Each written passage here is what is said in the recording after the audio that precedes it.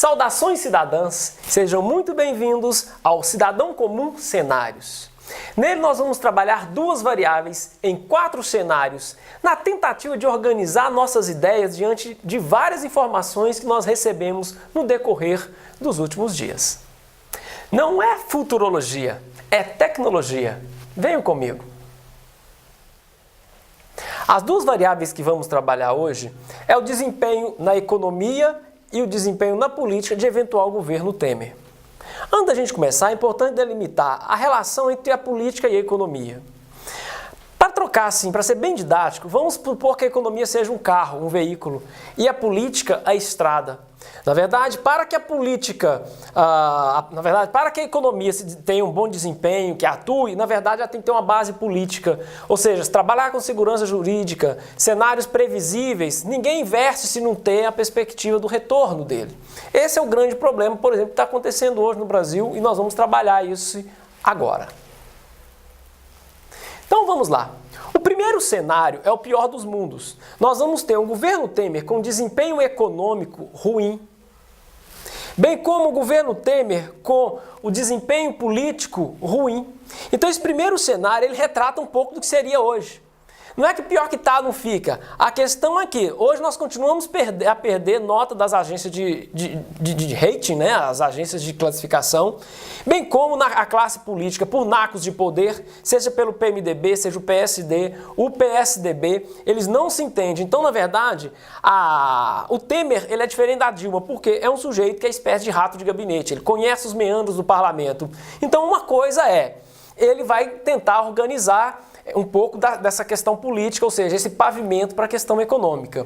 E o segundo detalhe desse cenário não aconteceu, não continuar acontecendo, é que nos 100 primeiros dias de todo o governo, lembrando que se a Dilma for afastada, ela vai ser afastada por 180 dias até o julgamento definitivo.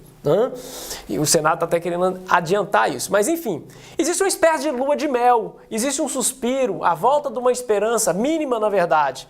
Então esse cenário, do jeito que está, é um pouco difícil de continuar. Mas as notícias não param por aí.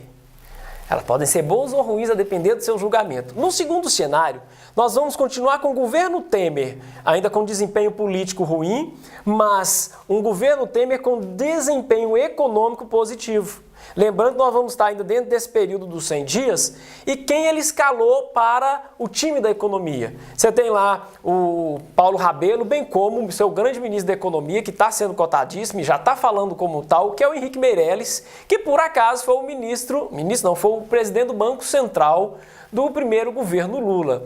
Enfim, na verdade está recalchutando a galera e trazendo de volta, para vocês verem como é que a ruptura do gato pardo, né? As coisas mudam para ficar do mesmo jeito. O que nós vamos ter aqui de diferente? Ora, a tentativa de se fazer um time de primeira, um time de super-ministro com Serra, né, já está brigando lá, enfim, com Serra, com Henrique Meirelles, que também os dois não se bicam, e dividir, por exemplo, o poder com ministérios. O PSD do Kassab, o Kassab é terrível, né? É o último a trair a Dilma e o primeiro a querer o mesmo ministério, de tanta ideia de continuidade. Além dos grandes fisiologistas, como o Partido Popular, o PP do Maluf, que tem uma bancada de 40, e os Demo, né? Os Demo também não ficam por debaixo. Enfim, nesse cenário 2 nós vamos ter um desempenho da economia um pouco mais pujante, ou seja, vai sendo positivo, mas na política ruim. Ora, é um pouco melhor que o cenário do que o primeiro cenário, mas a continuar esse cenário 2 aqui, nós vamos mostrar que aquele suspiro inicial, ele só vai ficar naquilo.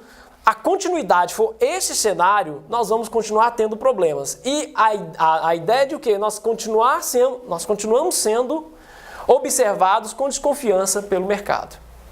Diferentemente do cenário 2, que é um verdadeiro voo de galinha, no cenário 3 nós temos um governo Temer com desempenho na política positivo, mas um desempenho na economia ruim, negativo.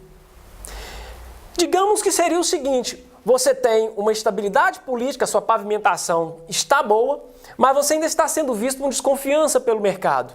Não é um cenário ruim, porque se você verificar que as bases políticas elas são positivas, você vai verificar que as bases econômicas elas estão em construção. Então existe ainda uma expectativa de investimento, quando o empresariado volta a investir, a volta do emprego e por aí vai. Então é um pouco melhor do que o cenário 2.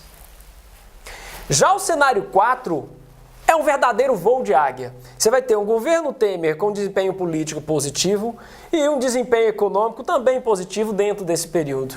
A ideia que fica, na verdade, é o seguinte: ela é boa para quem? Aí é, de novo, o seu julgamento. A ideia, na verdade, é que as bases políticas, por mais que elas sejam positivas, elas mudam a forma de fazer política no Brasil ou continuam um chamado presidencialismo de coalizão de toma lá, dá cá.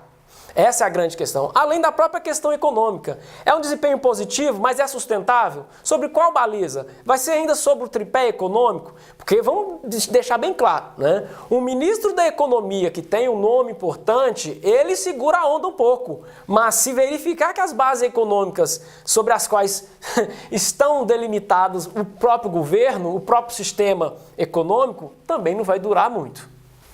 Mostramos para vocês o pior e o melhor dos mundos e as suas variáveis.